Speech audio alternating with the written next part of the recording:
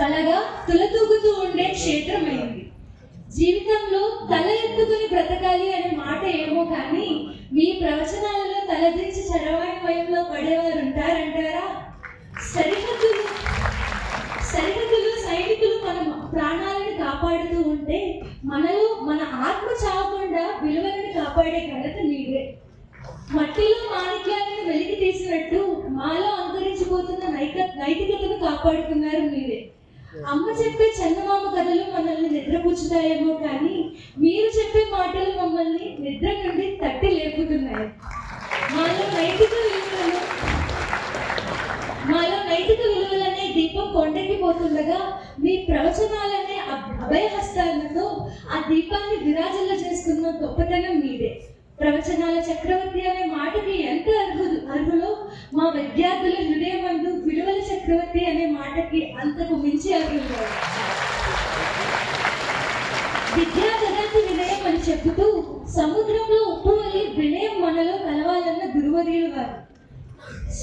స్వనిర్ణయాలతో సర్వం నాశనం చేస్తున్న మనల్ని మా వెనుక మా మంచి చెడు చూసే తల్లిదండ్రుల నిర్ణయం ప్రాముఖ్యమని బోధించిన భాగ్యం వారిదే.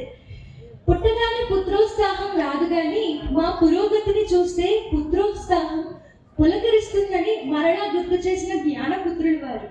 వినయం అనే విలువ పెంపొందించుకునేందుకు వివిధ మార్గాలు చూపించిన మార్గశీలి వారు. ఏకత్వం, ఐకమత్యం, మహత్యం తెలిపి ఇనుము లాంటి శక్తి గల మాటలు మాలో నాటిన మహానుభావులు వారు. దైవం మనుష్య రూపేణ అన్నారు పెద్దలు.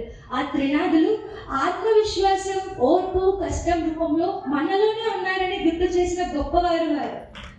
పాత్వేస్ టు గ్రేట్నెస్ అనే పుస్తకాన్ని పరిచయం చేస్తూ మోర్ ఇస్ గుడ్ మ్యాన్ కోసం చెబుతూ మాలో నమ్మకం, ఆత్మవిశ్వాసం అనే కుండల్ని నింపిన గురువు వారు. 89వ 90వ పేజీలో ఉంటుందని చెప్పారు కానీ అలా మన 80వ ఏట మన మనవాళ్ళకు చెప్పే జ్ఞానాన్ని మనకు అందించారు.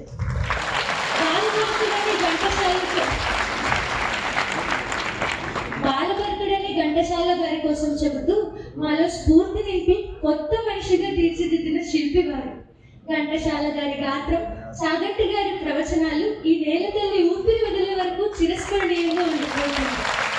శరీర మాత్రలుగా ఉండి మనల్ని తనువు విడిచిన మనం గుర్తుండిపోయే విధంగా బ్రతకాలని చెప్పిన భవదీయులు. రీసెర్చ్ కోసం చెబుతూ డెవలప్మెంట్ వైపు దారి చూపించిన అభ్యుదయ హృదయులు వారు. నవ్వులు దివ్వులని చెబుతూ ఆయన స్మితకాంతితో మనల్ని ఆశీర్వదించిన అమృత హస్తం వారిది. పక్కవారిని విమర్శిస్తూ హాస్యం చేసే ఈ రోజుల్లో నిజమైన హాస్యానికి అర్థం చెబుతూ మమ్మల్ని కడుపుబ్బా నవ్వించారు. రాయి శిల్పిగా మారాలంటే ఉలిదెబ్బలు తట్టుకున్నట్టు, అమ్మ కడుపులో ఫుల్గా డెవలప్ అవ్వాలంటే నవమాసాలు ఉన్నట్టు, జీవితంలో ఉన్నత శిఖరాలు చేరాలంటే ఓర్పు, క్షమాగుణం, ప్రేమభావంతోనే అందుకోగలమని తెలుపుతూ మాకు పాత్రత అనగా ఆత్మవిశ్వాసం, కష్టం, ఓర్పు అని పరిచయం చేసి మాలో జ్ఞానం అనే అఖండ జ్యోతిని వెలిగించినందుకు మేము కృతజ్ఞతలుగా ఎప్పటికీ రుణపడిపోయి ఉంటాం.